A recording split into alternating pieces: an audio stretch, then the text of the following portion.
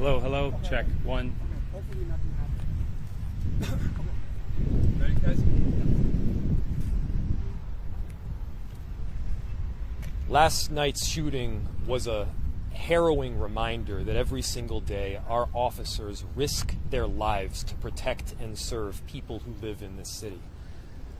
I can't tell you how grateful and relieved I am to learn that the officer who was shot last night is going to be okay, safe at home with his family, which is where he should be right now. You know, every single day, officers, they get up in the morning or going to work at night, and they put on the badge that they do and they wear the uniform that they do to make the city a better and safer place. And so many of the circumstances that they approach on a daily basis are extraordinarily dangerous. This is one prime example of that. When you have more than 10 rounds that are unloaded at a police officer, when you have any form of gun violence in our city, every single person needs to be standing up to say that this kind of thing is unacceptable.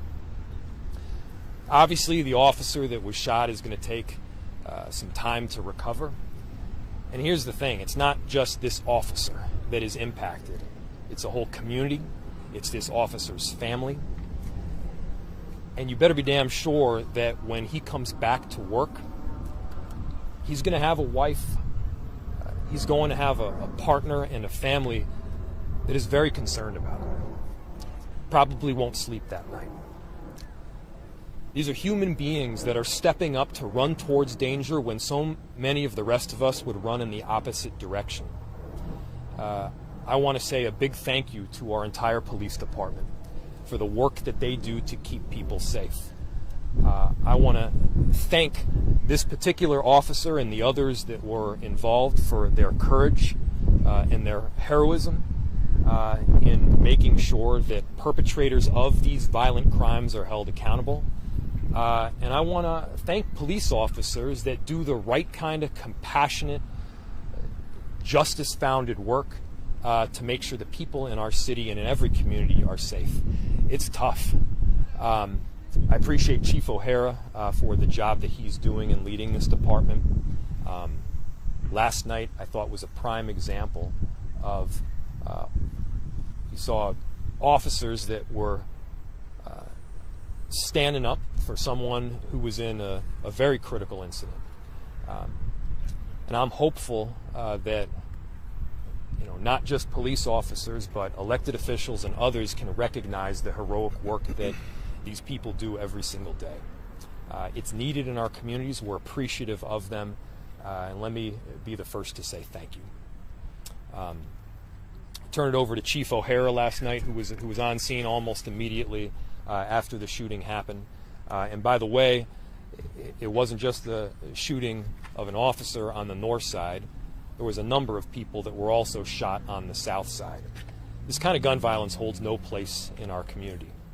I need to point out that notwithstanding what happened last night in terms of the gun violence, our officers and others working in the Office of Community Safety have done an incredible job this year at driving that gun violence down. We are seeing numbers that we have not seen since before the pandemic, and we're rivaling some of the best numbers we've seen in the last several decades. We're making progress, but we're not there yet. And I want to thank the people that are out there every single day doing the hard work to make our city safe. Chief O'Hara. Thank you. Good afternoon. My name is Brian O'Hara, B-R-I-A-N-O''H-A-R-A. I am the Minneapolis Police Chief. Thank you, Mayor. Thank you for your support last night, and thank you for everything that you do to support our officers. I've been a police officer for 23 years. I've been in Minneapolis, and I've been a Minneapolis police officer since November 7th of last year. And coming into this city, I was kind of surprised at the level of gun violence that happens here. Last year in particular, we literally had hundreds of more people shot, victims of gun violence in this city than in the city that I come from, which is certainly one that has had a reputation for violence for decades. So one thing that has always been on my mind, and one thing that I've always been terrified to hear, is the call that I heard last night, to hear on the radio an officer calling in that he had been shot. So obviously for me, my heart sank, and I responded and began working with all of our members of the police department, our command staff that stepped up, our rank and file officers that responded to the backup, and just everyone involved that performed so heroically. And, you know, being a cop, you know, you never know, you know, putting on this uniform, going out, when you may be victimized just simply because you're wearing the uniform. And being a police officer in this city at this time, particularly over the last 3 years, has been challenging for our officers. And there is a lot of scrutiny on this department, and rightfully so. We have earned much of that scrutiny. But what I need people to know that the officers that are here, the officers that remain here, by and large, are incredibly dedicated. They are doing unbelievable work on behalf of the people of this community, every day putting their lives on the line, trying to keep people safe. And while yesterday was just an aberration with the amount of senseless gun violence and people who were victimized by gun violence in this city, it stands in contrast with what has been happening here over this last year, and particularly over this summer. As of yesterday, 137 fewer people had been shot in Minneapolis compared to last year. That's 175 fewer victims than 2 years ago. And if you look, you know, generally, not just here, but in cities around the country, gun violence spikes in the summer. And if you look at every indicator of gun violence, from shots fired, shot spotter activations, persons who've been shot, every indicator since May of this year, in the warmer months, we are actually below the summer of 2019, pre-pandemic. And that is something that is remarkable. But obviously yesterday shows we have a whole lot of work to do. And that's why it's so important we get everyone involved and we keep our foot on the gas. Because what happened here yesterday is absolutely outrageous. And not just here. The 7 people who were shot on the south side. It's completely senseless. But I have to take a moment, again, to remind everyone how thankful I am of the few officers who remain in this department who are willing to do what our cop did yesterday, and everyone else who responded. All of the deputies from the Hennepin County Sheriff's Office, ATF agents, BCA, and so many others who jumped in and were willing to help not just with this scene, but also with those who were victimized on the south side. So I can take you through briefly again what happened here yesterday and provide a little bit clarification. I don't have many more details that I'm able to release, but perhaps now I can walk you all through things a little bit more closely. So last night at about 7:58, we had a white Chevy Equinox that was observed by patrol officers from the 4th Precinct in the area of 36th Avenue North and Queen Avenue North. The same time, we had just had a report of a robbery in the area where that type of vehicle was listed as the description. The officers saw that vehicle, they ran the Minnesota registration, and they found that there was a cops alert on that particular vehicle for fleeing the Brooklyn Park Police on the day before. So our officers then attempted a motor vehicle stop in the area of 33rd Avenue North and Oliver. The car initially stopped, and then it fled from our patrol officers. Those officers did not pursue that vehicle at that time. About an hour later, at 9:12 p.m., the officer who was shot was operating an unmarked vehicle in the area of Dowling Avenue North and Morgan Avenue. He observed that same Chevy Equinox. He was able to follow behind that vehicle for about a mile while calling for additional officers and MARC units to help try and conduct a motor vehicle stop. He thought he was following undetected. He came to the area of 42nd Avenue and Colfax Avenue North, which is 1 block parallel behind us. And the suspect vehicle, that white Equinox, began traveling north on Colfax towards Weber Parkway here. And if you'll notice, Colfax area, there's a curve in the road and then there's a hill crest. The officer lost sight of the vehicle, and as he came around the curve and then over the hill crest, all of a sudden he began receiving incoming automatic gunfire.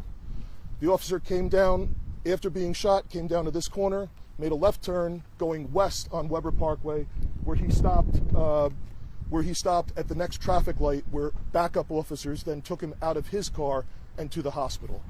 The suspect vehicle, we believe, made a right on Weber Parkway and traveled down to Lyndale and 42nd Avenue, where backup officers then immediately intercepted that car. Backup officers again began following this car in an unmarked vehicle, which they believed was undetected. They waited for additional officers to respond and then attempted to conduct a motor vehicle stop in the area of 35th Avenue North and Emerson Avenue. When they put the emergency lights on and the sirens, that vehicle then fled. Vehicle pursuit was initiated and continued with the help of deputies from the Hennepin County Sheriff's Office.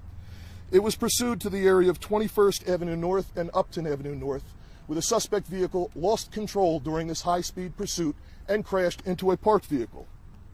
At that time, individuals were taken into custody. 2 adult males, 1 adult female, and 1 juvenile male were apprehended. 1 adult male received an injury after being bitten by a canine from the Hennepin County Sheriff's Office during the apprehension process. 3 males were transported to the hospital to be treated for injuries. The officer in question was transported by police officers to North Memorial Medical Center. He's a 7-year veteran of the department, where he's assigned to the 4th Precinct Community Response Team. He received a gunshot wound to the back in the area of his shoulder. The officer was wearing his department-issued ballistic armor. However, that particular area of the body is not covered. Thankfully, he was in stable condition. I saw him in the hospital. He was immediately talking. We were able to get loved ones to the hospital to be with him, and then he was discharged, thankfully, last night. Are there any questions regarding this incident? The mayor says he has a wife. Does he have children? He has a daughter, yes. How old is he? It's a child. No, how old is the officer? Oh, the officer, I don't have his age. Just 1 wound? Just 1 wound, yes. Will you be releasing his ID anytime soon? I'm not releasing his ID. Chief, last night you described this as an ambush multiple Yes. times. Can you describe any of the evidence that... Yeah. Elaborate a little bit? Yeah, I mean, if you see the situation, if you see the setup here, and if you can come by here at night when it's really dark, you can tell this is the perfect scene for, coming around the curve and then being surprised by gunfire. So we believe, our officer believed that he was not detected. I cannot say whether the suspects in the vehicle believed he was the police or believed he was someone else. But it's clear from what happened that they were trying to kill whoever was in that car. But I can't say whether or not they thought it was the police or whether they thought it was someone else that was following. Is it clear if the suspects fired from that Chevy Equinox or from I cannot outside? confirm that. Yeah, I cannot confirm whether it was from inside the vehicle or from standing outside of it. We don't know who fired the shots of the individuals that are apprehended. I cannot release that at this time. Everybody in that car arrested, though? We believe so, yes. We have 4 persons in custody. So everyone that was in the car at the time of the vehicle crash, yes, is in custody. And there was a gun recovered from that vehicle, and we're also doing a search warrant on that vehicle to see what else may be in the vehicle. So obviously, the ATF was here with us last night. We'll be expediting ballistic testing to determine if the casings that were recovered here are a match to the particular gun that we have. The gun that we recovered from this vehicle is what's commonly referred to as a ghost gun. It's an unserialized firearm. It's something that's been problematic, particularly on the West Coast and a little bit more so in the Northeast, but not something that we've seen so much here. However, the increase of those types of weapons are increasingly common. You talked about it being automatic gunfire. Yes. Is there a modification to that gun? Can you talk about it? I cannot confirm that at this time. However, that is possible, and it was certainly automatic gunfire from the audio that we have of the gunfire. When the car was pulled over the first time, before you said it left the scene again, did the officers have a chance to talk to the people in the car, or did... Can you say that a little louder? I'm sorry. The car was pulled over originally, and then it took off Yes. again. Did the officers have an opportunity No. to talk to them? No, at they any did point not. There? No. And later on, you said it was a high-speed chase. Do you know about how fast they were going? Speeds up to, I believe, 75 miles an hour at times. Yeah. And when the crash occurred, the I reviewed the dash cam myself of the accident, and when the crash occurred, there was a vehicle in the intersection, and the suspect vehicle was swerving to try and avoid that vehicle and crashed into a parked car. Chief, there's a Facebook post going around about a 16-year-old who was possibly inside that vehicle, was violently beaten allegedly by police, shattered skull, broken bones. Are you aware of that? Could you comment on that incident? I am aware of that. You know, I can tell you I observed the video of the apprehension. This was a violent accident. As many folks know who live in this neighborhood, we have way too many people who are driving around completely recklessly, particularly in stolen cars and vehicles that are fleeing from the police. And I can tell you, if you engage in activity where you are fleeing from the police at speeds up to 75 miles an hour, it is a risk that you may get injured in an accident. And even aside from that, there are far too many instances that I have seen in this town where we have juveniles, kids as young as 11 and 12 years old, that are in cars like this, not even running from the police, that result in horrific accidents. So I am aware of that. I saw what happened. I can't tell you where that person was positioned in the vehicle at the time of the accident because I don't know. But I do know that that particular person, the juvenile, wound up coming out the back door on the driver's side of the car head first after the accident. Yes, and I did not observe any police officers punching, kicking, striking, anything like that. So the force and all that will remain under investigation, and I do plan on bringing in community leaders to review the video and answer questions that they have. But there's absolutely no indication that I had that at this time that anything was inappropriate. And it is certainly the mechanism of injury from such a violent collision is obviously something that could cause significant harm. So it may not have been caused by police, these injuries, is that what you're saying? I have nothing to indicate that this was caused by police. To clarify, what I have at this time is this was caused by a car accident. To clarify, you're saying he left the vehicle head first just from the force of the impact? Not from the. I don't know for sure where he was seated in the car at the time of the crash. I do know from what I can see on video, the rear door on the driver's side opens and he does come out sort of head first from the car. Yeah. I'm not saying that the fall is what caused the injury. I'm saying the collision itself would likely have caused an injury, and who knows where he could have been positioned at the time of the crash. Does MPD investigate all of this investigation? This isn't handed over? Yeah, there was no discharge of firearms by police officers, and the victim in this case just happened to be a Minneapolis police officer. But again, I don't even think, I can't say for sure that they thought this was the police. They could have thought it was someone else. Two more questions.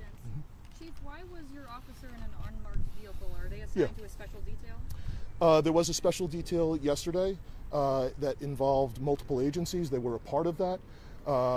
And yes, that's something that is common. The officer was in uniform.